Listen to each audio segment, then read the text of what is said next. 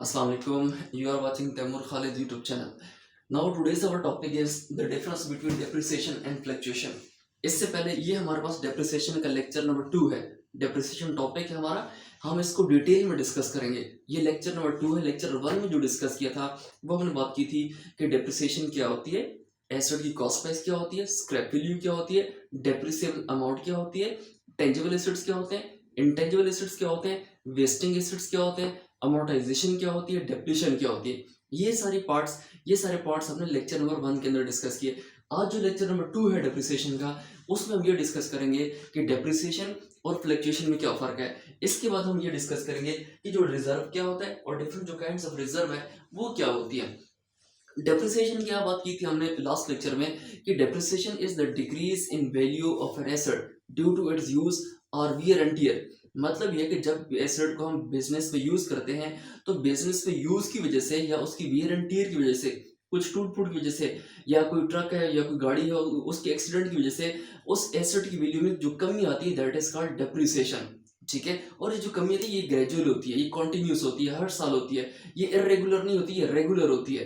तो ये क्या है, दिस इज कॉल्ड डेप्रिसिएशन. लेकिन जो आपके पास हमारे पास फ्लक्चुएशन है, अब फ्लक्चुएशन डेप्रिसिएशन में क्या है, हमेशा वैल्यू डिक्रीज होगी. लेकिन जो फ्लक्चुएशन है, फ्लक्चुएशन में एसेट की जो वैल्यू है इसको हम मार्केट वैल्यू से कंपेयर करते हैं. मतलब यह है कि एसेट की value not due to its use in business but in market, कि एसेट की जो मार्केट में वैल्यू चल रही है दैट इज, जी वो क्या है. अब फ्लक्चुएशन में यह है कि जो एसेट है उसकी मार्केट वैल्यू इंक्रीज भी हो सकती है, मार्केट वैल्यू डिक्रीज भी हो सकती है. तो फ्लक्चुएशन के केस में upward and downward trend move करेगा. बिकॉज जो फ्लक्चुएशन है इसमें जो भी वैल्यू होगी एसेट की वो with respect to market condition होगी.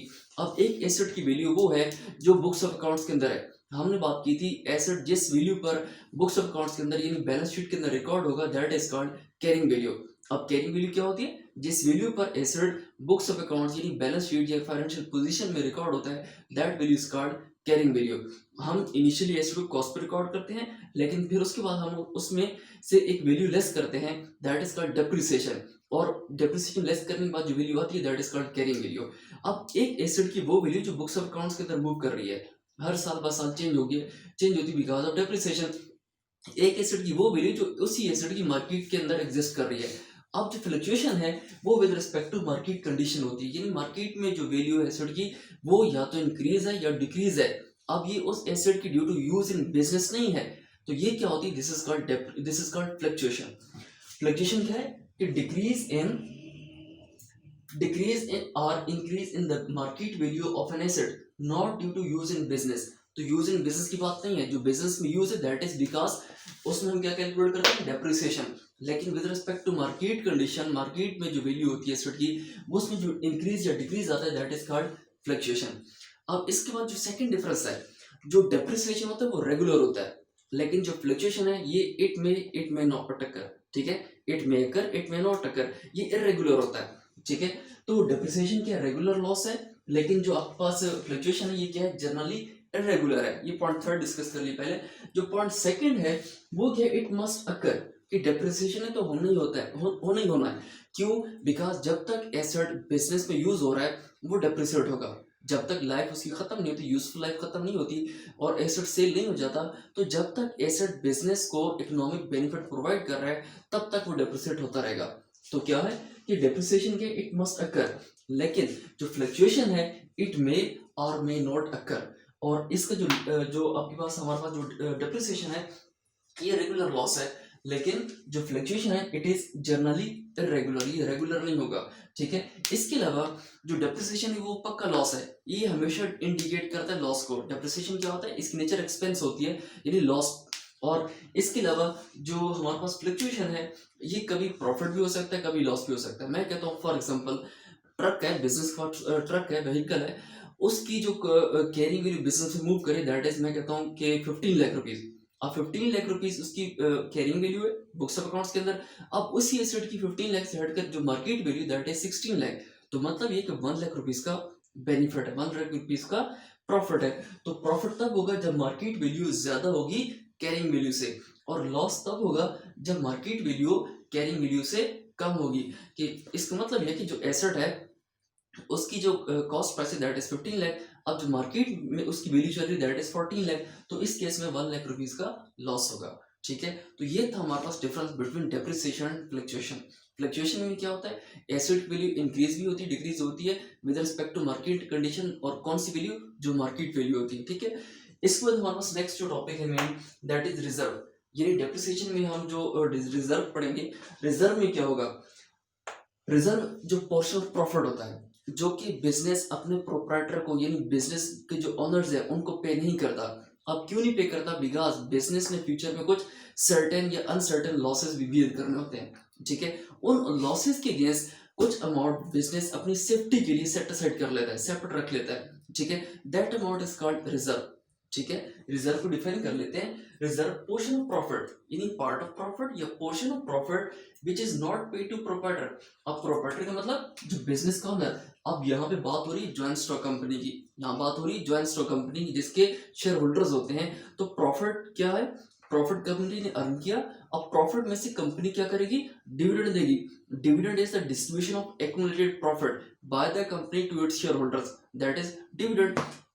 अब डिविडेंड जो है कुछ तो दे देगी, लेकिन कुछ क्या है, प्रॉफिट का पार्ट वो सेट असाइड कर लेगी, वो लोगों को यानी शेयर होल्डर्स को या प्रोप्राइटर्स को या ओनर्स को पे नहीं करेगी। अब वो जो प्रॉफिट का पार्ट कंपनी ने साइड पर रखा, सेट असाइड किया फॉर फ्यूचर अनसर्टेन लॉसेस या अनसर्टेन मतलब कोई भी फ्यूचर की नोन या अननोन जो लॉसेस होते हैं उनके अगेंस्ट जो कंपनी ने सेविंग के तौर पर रख लिया, दैट इज कॉल्ड रिजर्व। इसकी एग्जांपल में क्या हमारे पास रिजर्व फंड आ गया या कॉन्टिजेंसी फंड। कॉन्टिजेंसी मतलब फ्यूचर की अनसर्टेनिटी, फ्यूचर की जो अनसर्टेनिटी होती है जिसकी वजह से मे बी लॉस इंकर हो, मे बी लॉस इंकर ना हो। लाइक बिजनेस ने ये है कि कुछ सेल्स की हैं, क्रेडिट सेल्स की हैं, उसके अगेंस्ट बिजनेस को अमाउंट रिसीव होनी है, लेकिन कुछ अमाउंट अगर बैडेड हो जाती है तो उस बैडेड के अगेंस्ट क्या होगा, बिजनेस को रिजर्व इस्तेमाल करने होंगे। कि अगर अमाउंट बैडेड हो जाती है तो ऑब्वियसली बिजनेस की एक्टिविटीज को कैरी करना है। अब उन एक्टिविटीज को कैरी करने के लिए क्या होगा, अल्टीमेटली जो रिजर्व फंड में पैसे पड़े हैं वो कंपनी उसको यूज करेगी और अपनी एक्टिविटीज को, अपने फंक्शंस को परफॉर्म कर लेगी। ठीक है, तो रिजर्व को क्रिएट करने का ये फायदा होता है कि जो फ्यूचर के नॉन या अननोन जो लॉसेस होते हैं उनके अगेंस्ट जो अमाउंट ऑफ प्रॉफिट है उसका कुछ पार्ट कंपनी सेट असाइड कर लेती है। ठीक है, इसके बाद हमारे पास क्या है कि जर्नल रिजर्व। अब जर्नल रिजर्व ऐसा रिजर्व है, जर्नल नॉट स्पेसिफिक, कि जो क्रिएट होता है नॉट फॉर स्पेसिफिक पर्पस। ठीक है, ऐसा रिजर्व जो स्पेसिफिक पर्पस के लिए क्रिएट नहीं होगा, लेकिन ये financial position, FP stands for financial position of business, इसको स्ट्रेंथन करने के लिए, इसको स्ट्रॉन्ग करने के लिए यूज होता है। ठीक है, इसके बाद जो आपका जो सेकंड है दैट इज स्पेसिफिक रिजर्व। अब क्या है, जनरल रिजर्व स्पेसिफिक नहीं था, किसी खास काम के लिए नहीं था, लेकिन जो स्पेसिफिक रिजर्व है ये स्पेसिफिक पर्पस के लिए क्रिएट होता है, स्पेसिफिक पर्पस के लिए क्रिएट होता है। फॉर एग्जांपल बिजनेस ने 5 इयर्स बाद एक पॉलिसी बनाई हुई है कि 5 इयर्स बाद उसने अपनी मशीन्स को रिप्लेस करना है। अब 5 इयर्स बाद रिप्लेस करना तो अल्टीमेटली रिप्लेसमेंट के लिए उसको कुछ ना कुछ एक्स्ट्रा अमाउंट पे करनी होगी। तो जो एक्स्ट्रा अमाउंट उसने पे करनी उसके लिए वो कुछ ना कुछ रिजर्व फंड क्रिएट कर लेगा। तो उस फंड के लिए, उस फंड को जो रिजर्व क्रिएट करेगा दैट इज स्पेसिफिक। ठीक है, तो स्पेसिफिक रिजर्व फंड है किस पर्पस के लिए, एसेट रिप्लेसमेंट के लिए आफ्टर 5 इयर्स। तो 5 इयर्स तक क्या है, बिजनेस अपनी वैल्यूज को मतलब कुछ अमाउंट को सेट असाइड करता रहेगा और 5 इयर्स बाद एसेट को रिप्लेस कर लेगा। ठीक है, अब इस पर्पस के लिए जो रिजर्व क्रिएट किया जाएगा बिजनेस के अंदर that is called specific reserve, यानी किसी स्पेसिफिक पर्पस के लिए। या मैं कहता हूँ बिजनेस को एक्सटेंड करना है, अब एक्सटेंड करना है तो एक्सटेंशन के लिए बिजनेस क्या करेगा, कुछ स्पेसिफिक रिजर्व क्रिएट कर लेगा। ठीक है, अब वो जो रिजर्व क्रिएट होगा that is for specific purpose, extension of business, ठीक है, या एक्सपेंशन ऑफ बिजनेस, तो that is called specific reserve. Capital reserve, अब जो कैपिटल रिजर्व है ये कैपिटल प्रॉफिट में से क्रिएट होता है, कैपिटल प्रॉफिट में से क्रिएट होता है। और कैपिटल प्रॉफिट कैसे आता है, ये अदर देन नॉर्मल जो बिजनेस एक्टिविटीज होती हैं, अदर देन नॉर्मल बिजनेस की जो ट्रेडिंग एक्टिविटीज, मतलब जो एक तो स्पेसिफिक ऑब्जेक्टिव के अंदर लिखा होता है कि ऑब्जेक्टिव क्या है बिजनेस का, बिजनेस ने ये सेल करना, ये चीज परचेज कर सकता है। ठीक है, अब एक तो उसके अंदर उसकी नॉर्मल एक्टिविटीज है, लेकिन जो other than normal trading activities हैं, other than normal trading activities, उनसे जो प्रॉफिट अर्न होगा that is called capital profit. अब कैपिटल प्रॉफिट का जो कुछ पार्ट कंपनी या बिजनेस सेट असाइड कर लेगा that is called capital reserve, that is called capital reserve. पढ़ लेते हैं कि कैपिटल रिजर्व क्या है, कि profit may arise from sources other than normal trading activities, profit may arise from sources other than normal trading activities. Such profit is called capital profit and reserve created from capital profit is called capital reserve.